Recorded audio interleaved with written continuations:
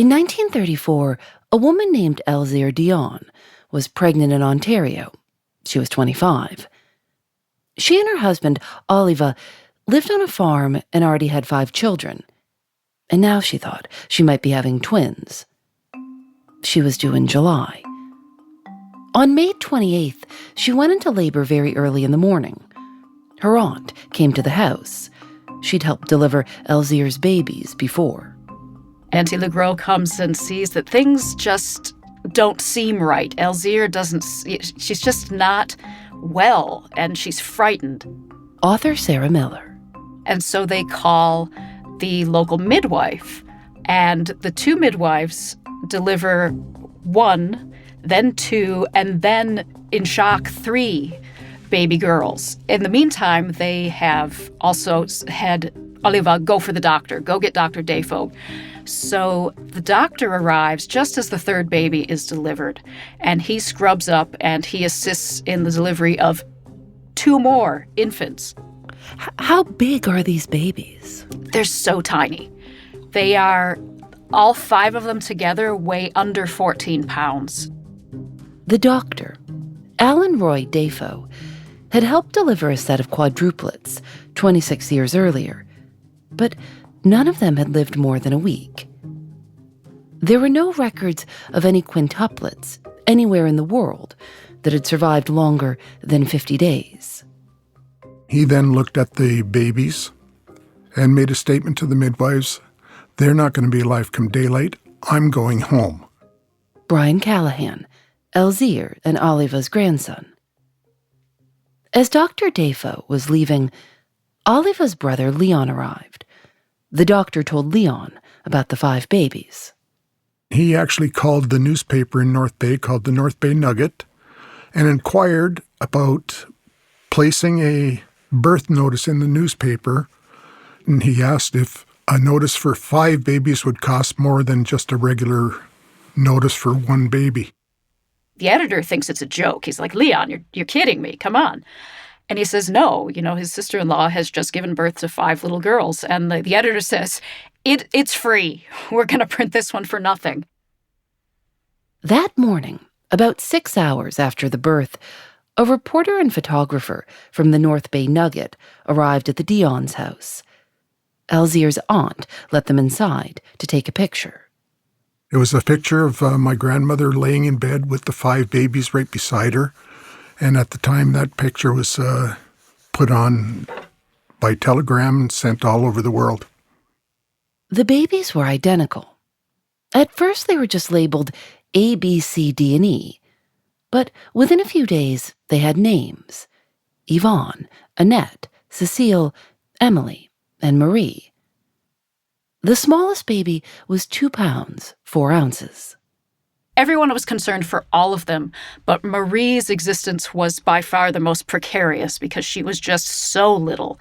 So initially, they're opening the oven door and putting a basket on the door and putting the babies in this basket in front of the open oven because they need to be kept warm.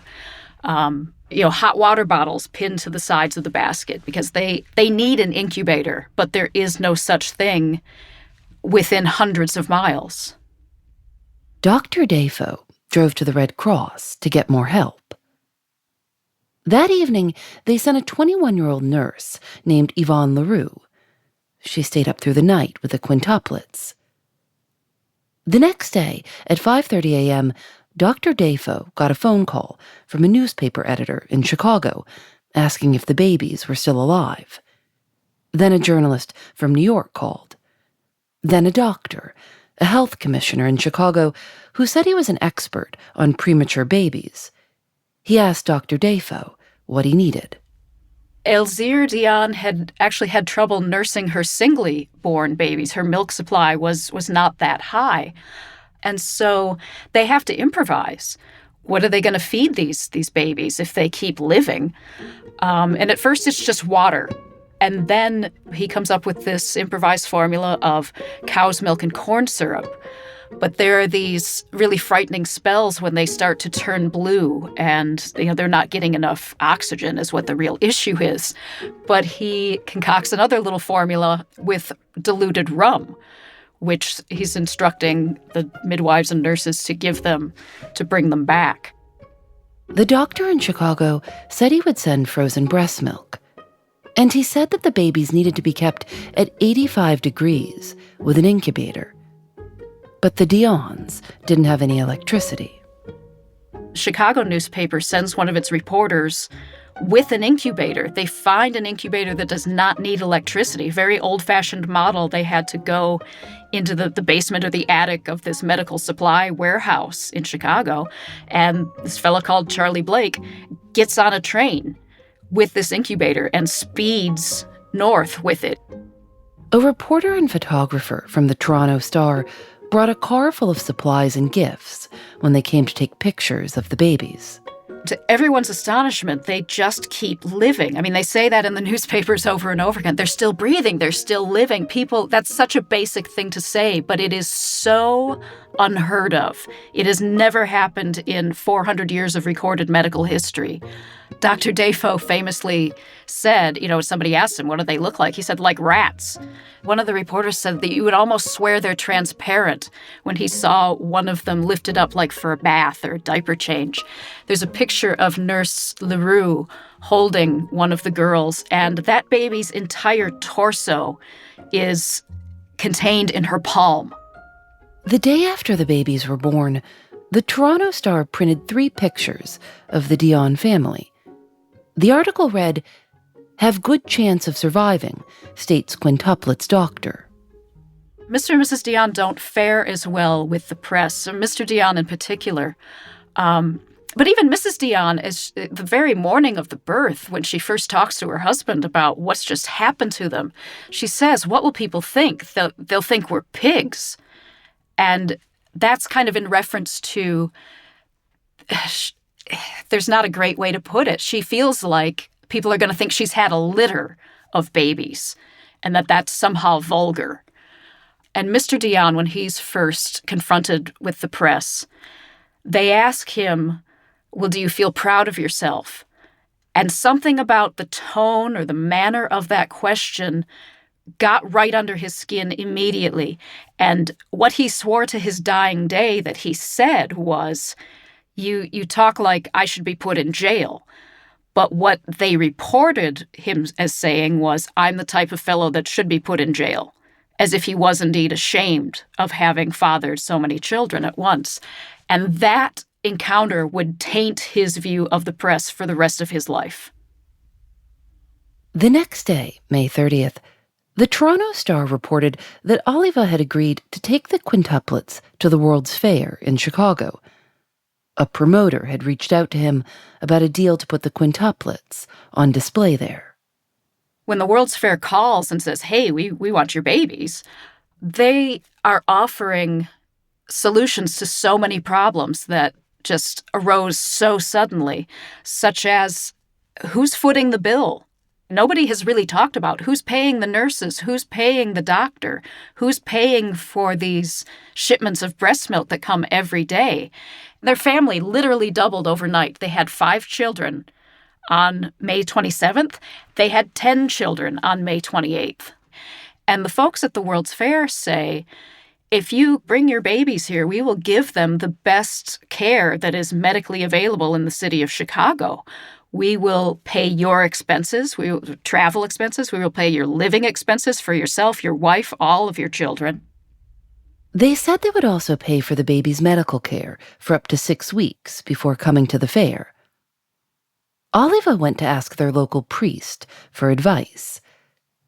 They drove south so they could meet the promoter and to review the contract. He wanted a provision added saying if the children weren't well enough to travel, that the contract was off. The promoter said okay, and Oliva signed the contract. When he arrived home, there were even more cameras and journalists waiting outside. Some had dressed as nuns, coming to pray for the babies in an attempt to get inside. Oliva refused to talk to them or be filmed. The World's Fair promoter announced that they'd signed a contract, and newspapers reported exactly how much money Oliva would make from exhibiting the Quintuplets. $250 a week, and over 20% of ticket sales. Within about 24 hours, Elzire Dionne begins to regret signing that contract. I think in part because of the way people reacted. They think he's putting his daughters up for sale, more or less. The Cleveland Press reported that Dr. Defoe did not agree with the decision Oliva had made.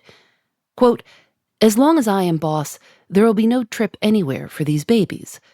The father can go if he wants to, but not the children."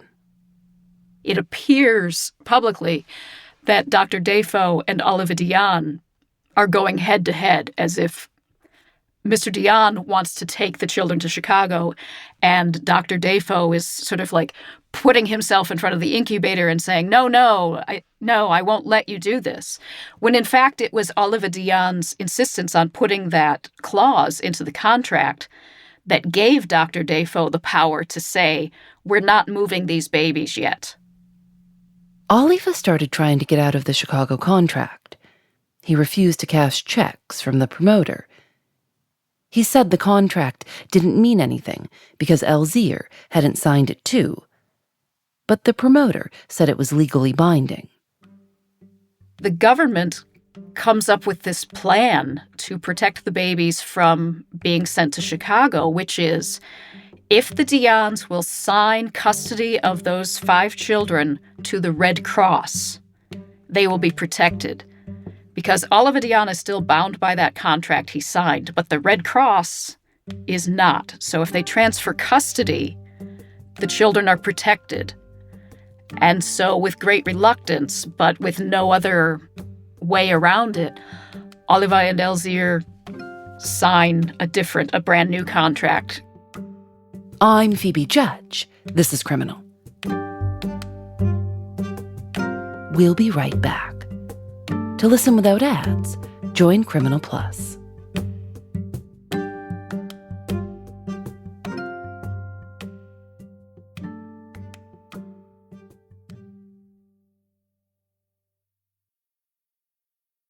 In July of 1934, Elzire and Elzire Dionne signed a contract which would give the Red Cross guardianship of the quintuplets for 2 years.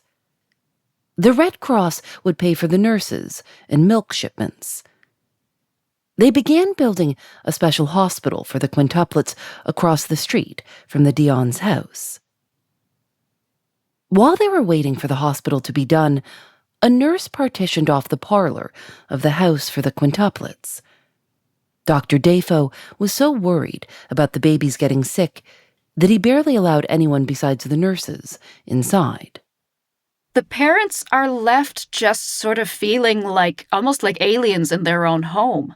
And Elzire, after that birth, is not well for several days, if not weeks. So she's so distressed by her separation from her newborn daughters that Grandpa Dionne cuts a hole in the wall. He makes a little window so that she can look through from her bed and see into the baby's room. Construction on the new hospital began in August. People are literally sending nickels to Northern Ontario to help build the hospital for these babies. One little girl from Rhode Island sent a nickel and said, well, I wish I could send more, but Daddy only works 3 days a week to keep us 5 going. So that's all they could spare. But they wanted to send all they could spare. In late September, when the quintuplets were just under 4 months old, Dr. Defoe and the nurses moved the babies to the finished hospital. It was billed as this sort of infant utopia because everything was going to be modern and new and just for them and the best of everything. There were chimes that were rung at these certain hours for meals, for playtime, even for, there was 6 designated potty times during the day. There was this sort of aura around the science of child rearing, and it was presented to the public as though these children were going to have the best possible upbringing because we're going to have the latest in everything, scientifically, psychologically. It's all going to be here for them, and we are going to make these children the most perfect children you ever saw. Elzire and Oliva were allowed to visit at any time, as long as no one in their house was sick. The official policy is anytime you want, they're your children, come on in. But the logistics and everything just make it feel very strange to the Dionnes. Who walks across the street to see their children? There's a fence with barbed wire, and they had to ring a bell and wait for the guards to let them in. Once they're past those gates, they are always under the nurse's gaze. And Elzire in particular felt very much like she was treated like a criminal, like she couldn't be trusted with her own children. Crowds of people had started driving to the hospital to see the quintuplets. But they would also gather around the Dionnes' house. Once a man broke their kitchen window and reached inside. In February of 1935, things have calmed down a bit. There's been some health scares with the babies that have passed, and things are seeming fairly stable. And once again, it dawns on Elzire Dionne, okay, in 2 years, these 5 children are going to come home. Well, then what? We still have the same house. He still has the same job. That's more than he can financially stretch to.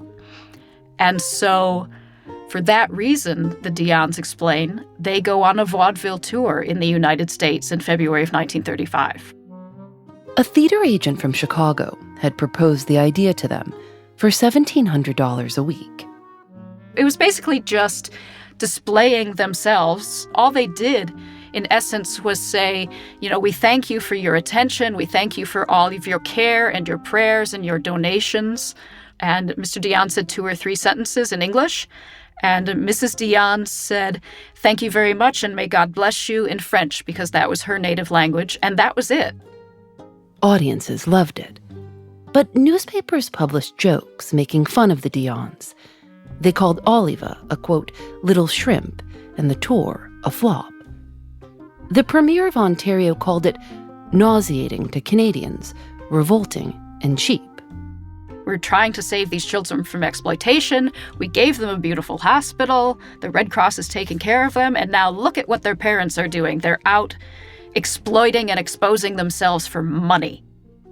In March, the Ontario legislature proposed a new bill about the Dionne quintuplets. The legislature proposes forcibly seizing control and custody of Yvonne, Annette, Cécile, Émilie, and Marie, making them wards of the Crown until they are 18 years old to save them from the exploitation that now people seem to believe they will suffer at the hands of their own parents. Are they allowed to do that? They did it. It caused a great deal of debate in the legislature, but ultimately the Dionnes' 5 daughters became wards of the Crown.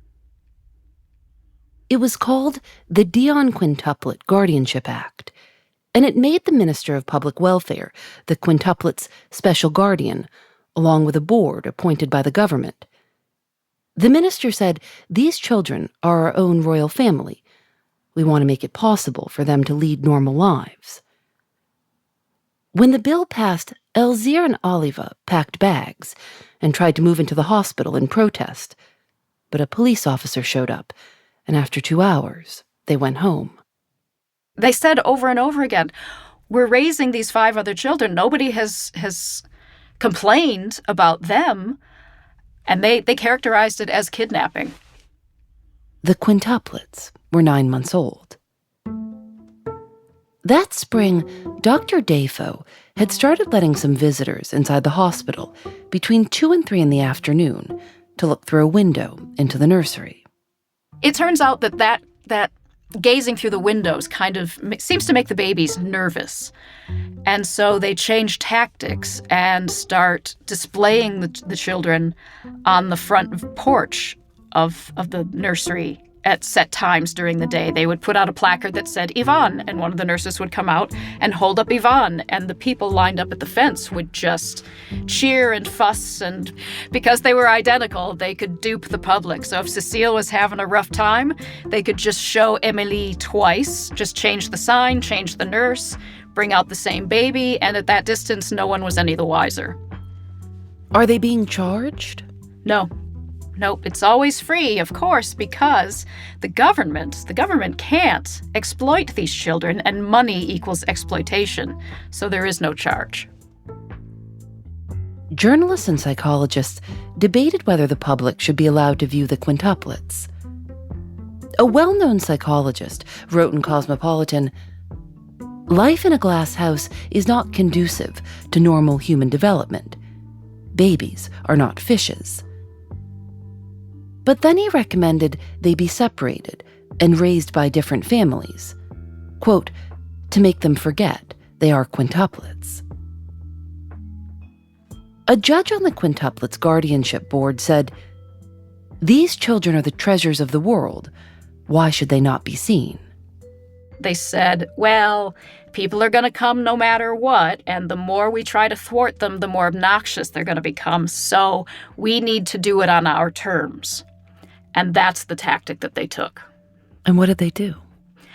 They built an observatory, a horseshoe-shaped building, and in the center of the horseshoe is a playground.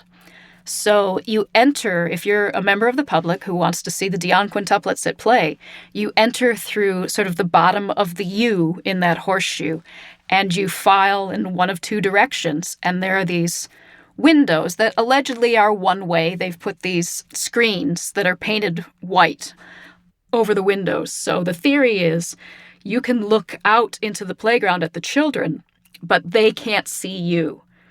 And the observatory is lined with cork and felt to muffle sounds. People are admonished not to speak and stuff, but they do because they just can't help themselves. They are not to take pictures. They are just to file in an orderly fashion through this, whatever leg of the horseshoe you choose.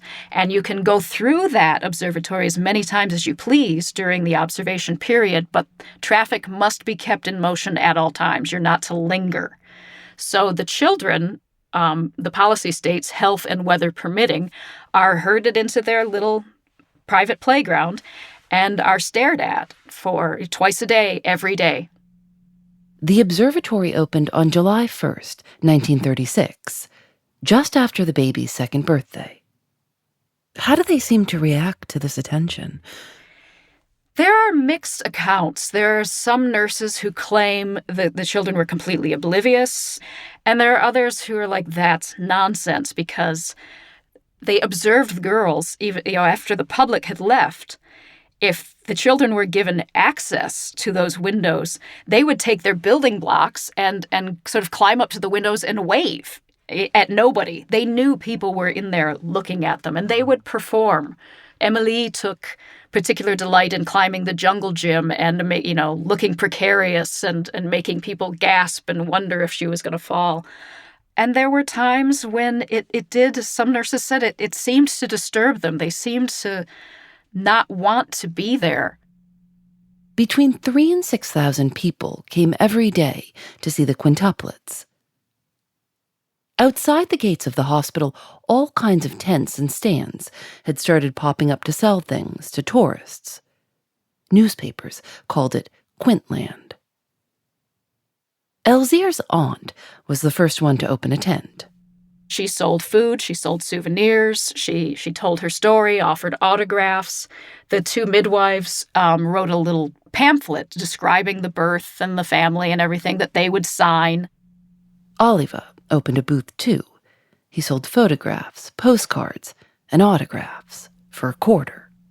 In 1937, the Dionne Quintuplets were a more popular tourist attraction than Niagara Falls. Businesses are booming because these folks, again, that have come so far to see the famous Dionne Quintuplets, they need other stuff to do. If they've come that far, well, you might as well offer them hotels and restaurants and fishing excursions. And the girl's uncle Leon ran a gas station, and he installed 5 gas pumps and put Yvonne, Annette, Cécile, Emily, and Marie's name. Each was assigned to a gas pump. And also, critically, it will come out later, the province is pocketing all kinds of money because they are charging a higher gas tax than any other province in Canada because they can, because people are going to pay it, because they want to see the Dionne Quintuplets. And when you've got to drive a couple 100 miles north of Toronto, that adds up. Newspapers paid thousands of dollars for exclusive rights to photograph the quintuplets, and Hollywood producers made a deal to shoot 3 movies in their nursery. The Madame Alexander Doll Company made sets of 5 identical dolls named after the quintuplets. Companies used their photos in advertisements. Dr. Defoe gave endorsements. Products like Caro syrup, Palmolive soap, Colgate toothpaste, Baby Ruth candy. Anything Dr. Defoe said was the best for the Dionne Quintuplets was perceived as the best for anybody, and he was paid for that. His influence was so great that at that time there was some hesitation toward things like pasteurization of milk and vaccinations.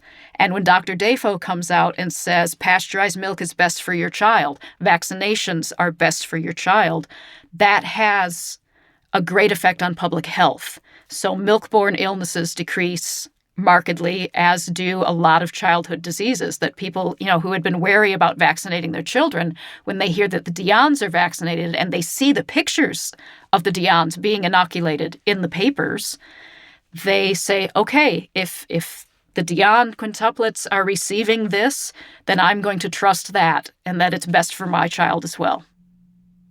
In 1937, Dr. Defoe said, "There isn't any point in bringing them up as normal children. They must learn to be looked at, talked about, and studied, without losing their sense of proportion or their ability to enjoy life. And because they will always have to buy their privacy and pay dearly for it, we are trying to build up sufficient funds to make it possible for them to have peace and freedom as the years go by." The money from the photographs and advertisements went into a trust fund for the quintuplets, managed by the Guardianship Board. Oliva was a member of the board, but he stopped attending meetings when he kept being outvoted. Elzire was worried the quintuplets weren't getting enough to eat. She fought with the nurses. When a nurse left her job at the hospital and the quintuplets would cry, they remembered Elzire would get angry. The nurses are put in this position where they are the children's parents in practice. They're never supposed to speak sharply. They're never supposed to physically discipline the children. But on the other side of that is they're not supposed to hug and kiss them either. So for instance, when they're put to bed at night, you're put in your crib and it's lights out. There's no toys, there's no singing, there's no rocking chair, there's none of that kind of routine. Twice a day, the quintuplets had their hair curled. Researchers visited to analyze their physical similarities, their handprints and eyelids, and their personalities. It was reported Dr. Defoe had them on a special diet to, quote, keep them from growing too fast. On holidays, like Halloween and Valentine's Day, they did special photo shoots. Their birthday parties were filmed. Later, Cecile said, the gifts were all empty boxes. The cake was a big hole. It was always like that. There was no cake at all when we cut it. The quintuplets were allowed to leave the hospital for the first time when they were about 5 years old, to meet Queen Elizabeth in Toronto. By 1940, Oliva had filed 2 lawsuits against Dr. Defoe. He demanded that Dr. Defoe reveal how much he was making from advertising contracts and put his profits in the trust fund.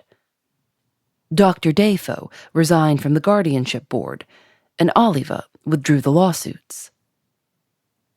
By then, World War II had begun, and fewer Americans were making trips to Quintland. And the way journalists wrote about the quintuplets was changing. As the girls grew up, they became, there's not a nice way to say it, they weren't as cute as they used to be. They got to be perfectly ordinary-looking little girls. And that didn't have the same draw as these adorable little ringleted toddlers. A nurse who had taken care of them as babies came to visit them at Quintland in 1942, when the quintuplets were 7, and told a reporter, "I was disappointed in them. I thought they were not as pretty." Another former nurse spoke up, saying she felt sorry for the quintuplets. The tide of public sympathy starts to turn toward Mr. and Mrs. Dionne and away from the doctor.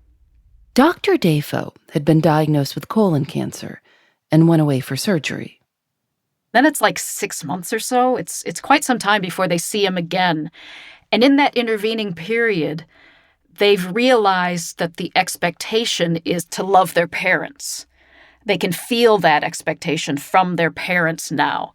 And so when Defoe returns from his recovery, the feeling between them is very, very different. One nurse said, "They just wouldn't go near him. We literally had to push them." Later, the quintuplets said, "We were old enough to know that Mom and Dad did not want us to do that. We were anxious to please." Then Dr. Defoe died of pneumonia. He was 60. No one told the quintuplets for 6 months. And in 1943, at 9 years old, the girls were sent home to live with the rest of their family. They have 2 new little brothers have been born. So now there's 7 siblings that they haven't seen that much of. And they're all expected to just magically have this fairy tale reunion, and everything is supposed to be great. And Cecile and Yvonne, like, one says it and the other snaps her fingers, and they say it was like that. All of a sudden, your life as you know it in the nursery is over. We'll be right back.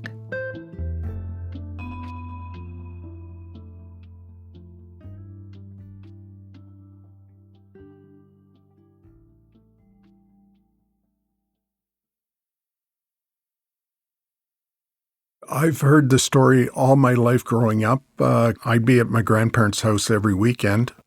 Brian Callahan. His mother, Therese, was one of the Dionne Quintuplets' older sisters.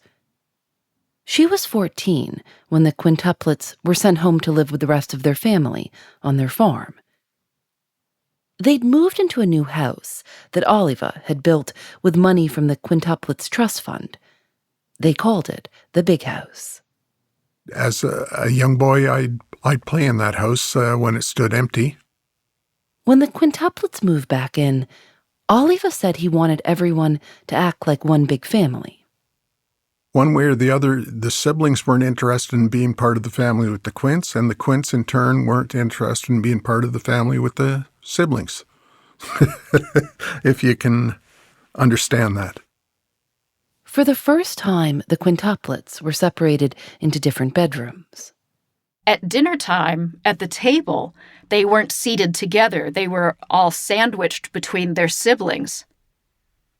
Oliva didn't think the quintuplets should go to a regular school, so they eventually started a private school for them in the old hospital nursery.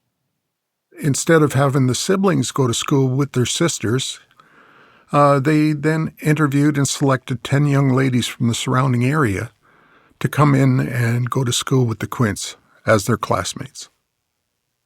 Later, one of their classmates said, "They wouldn't confide in us for a long, long time. You had to really, really work on gaining their confidence." When they did, the quintuplets would ask the other girls questions about everything, going to the movies, getting soda, having boyfriends. At first, the quintuplets slept at the school during the week, but when they got closer with their classmates and teachers, Oliva told them, "Morally, those people are taking you farther and farther from your parents. They are there to divide our family once again." After that, Oliva wanted them to come back to the big house for meals and to sleep. There was no bonding, even for the 9 years that they actually did live together. They didn't know each other. You had the 5 princesses. They were raised by the nursing staff. Everything was done for them. They had no concept how to take care of themselves, let alone do farm work. Meanwhile, the other siblings, they were still out working the farm. Mr. Dionne wanted them to be one of the family, not one of five.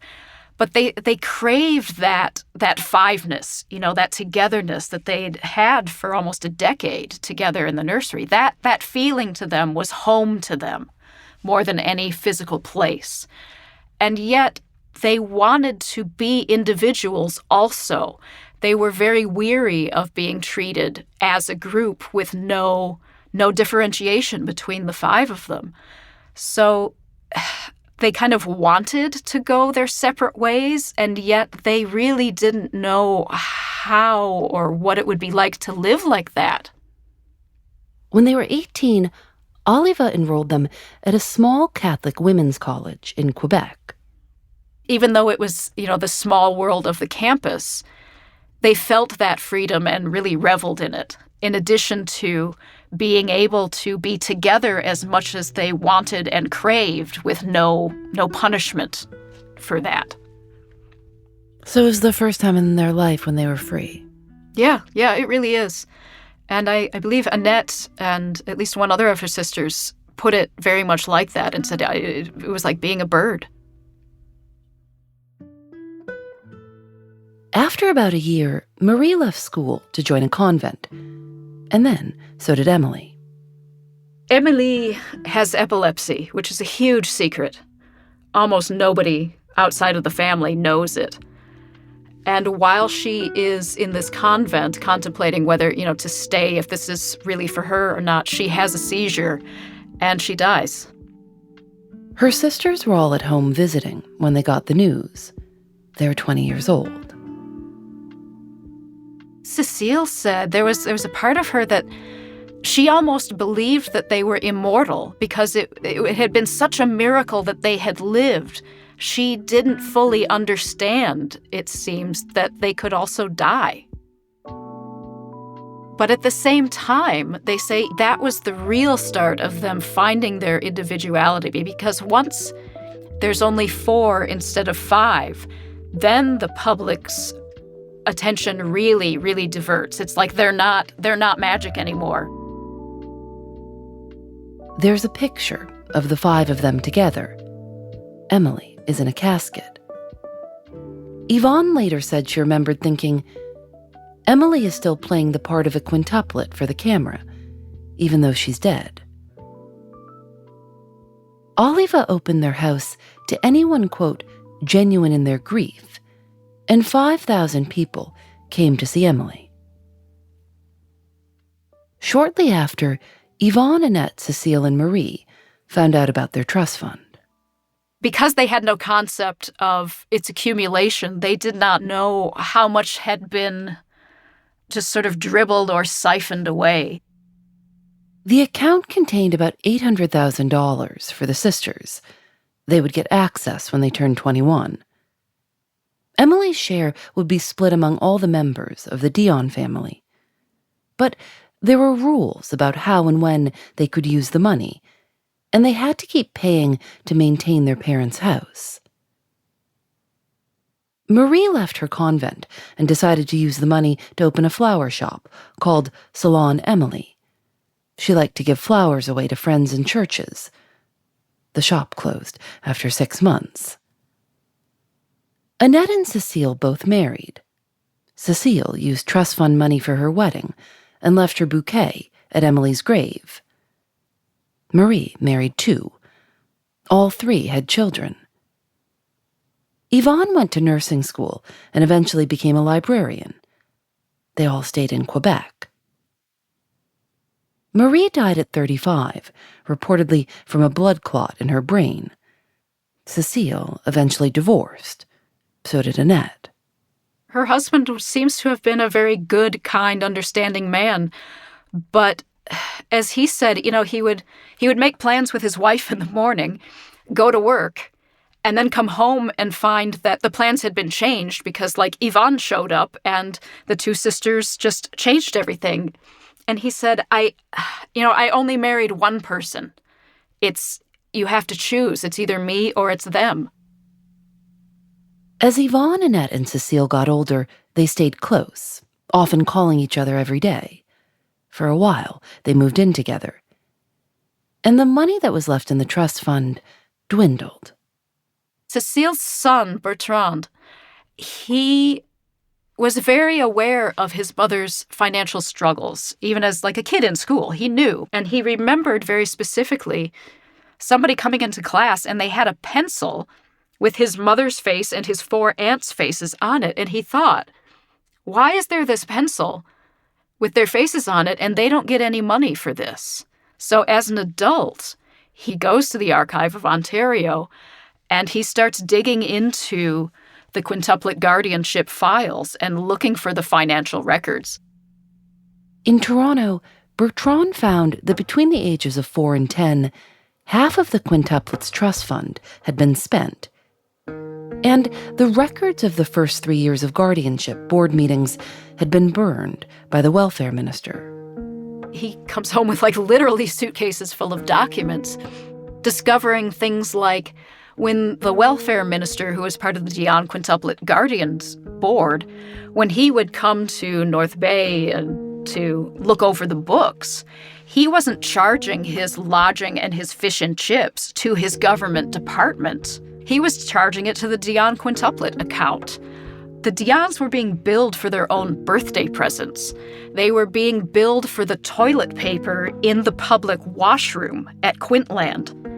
The Quintuplet Fund had paid for Mr. Dionne's new cars. The girls had unknowingly paid tuition for their siblings' educations.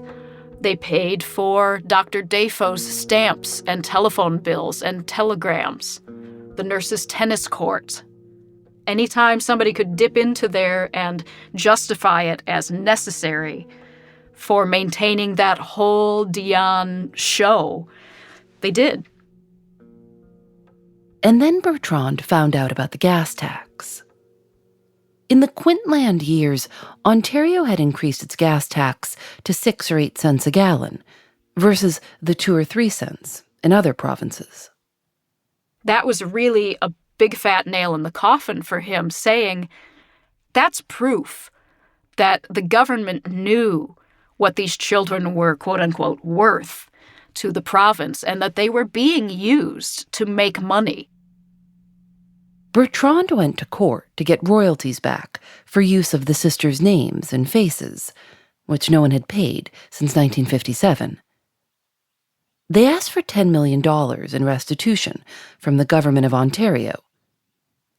More than a year later, the Ontario government offered to pay Yvonne, Annette, and Cecile each $2,000 a month for the rest of their lives. And they find it just deeply offensive. We didn't ask for an allowance.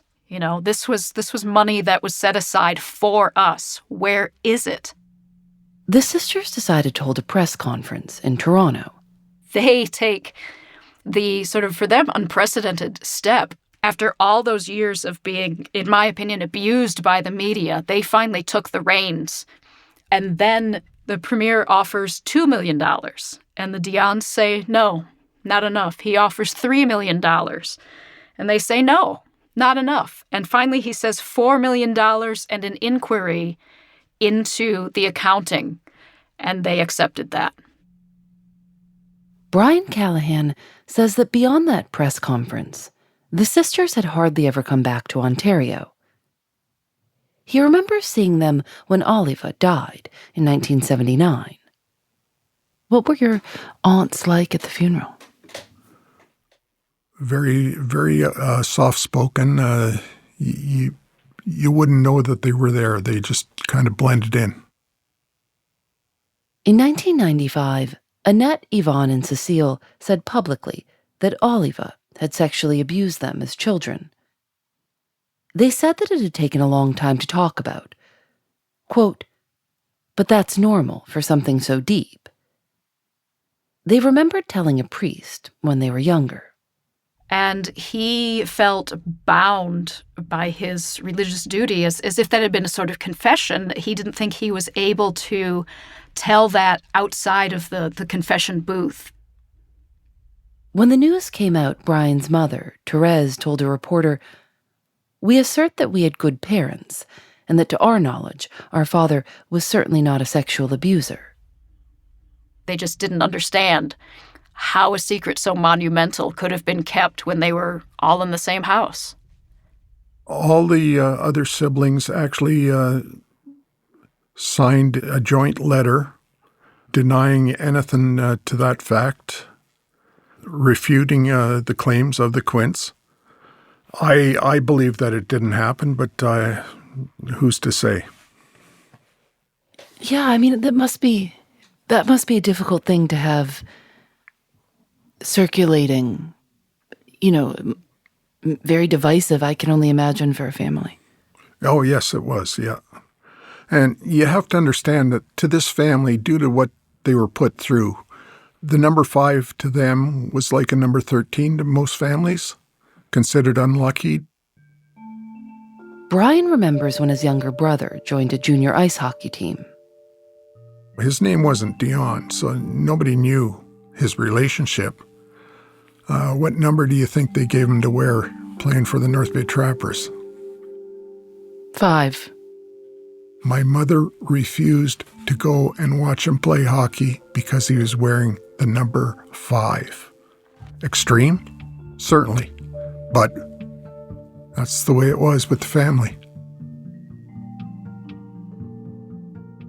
Today, there's a Dionne Quint's museum in North Bay, Ontario, inside the log house where the Quintuplets were born.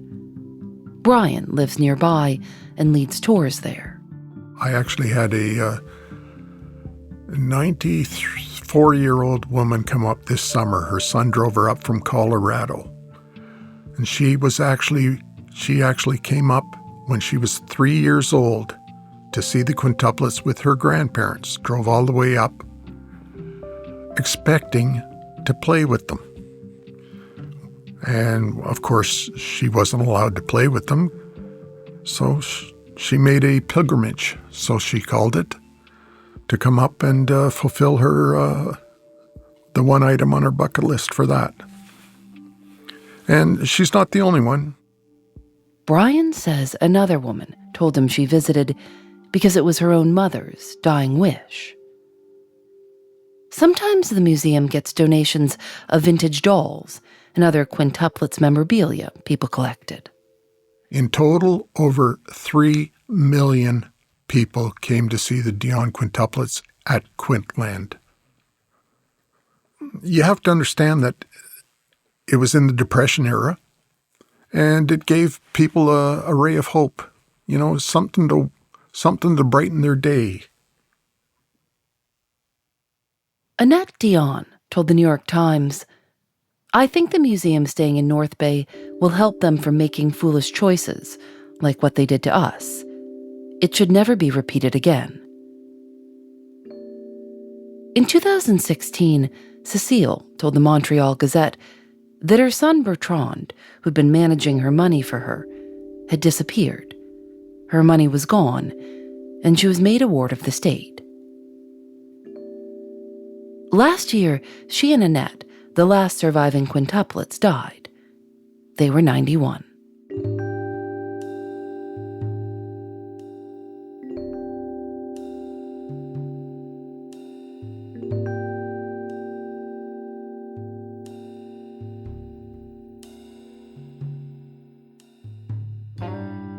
To see the famous photo of Elzire Dionne and the Quintuplets on the day they were born, go to our Instagram at criminal_podcast, or find us on Facebook at This Is Criminal.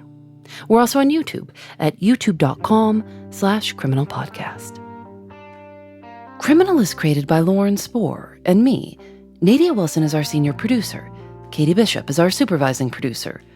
Our producers are Susanna Robertson, Jackie Sajiko, Lily Clark, Lena Sillison, and Megan Kinane. Our show is mixed and engineered by Veronica Simonetti. Sarah Miller's book is The Miracle and Tragedy of the Dionne Quintuplets. You can find a link on our website.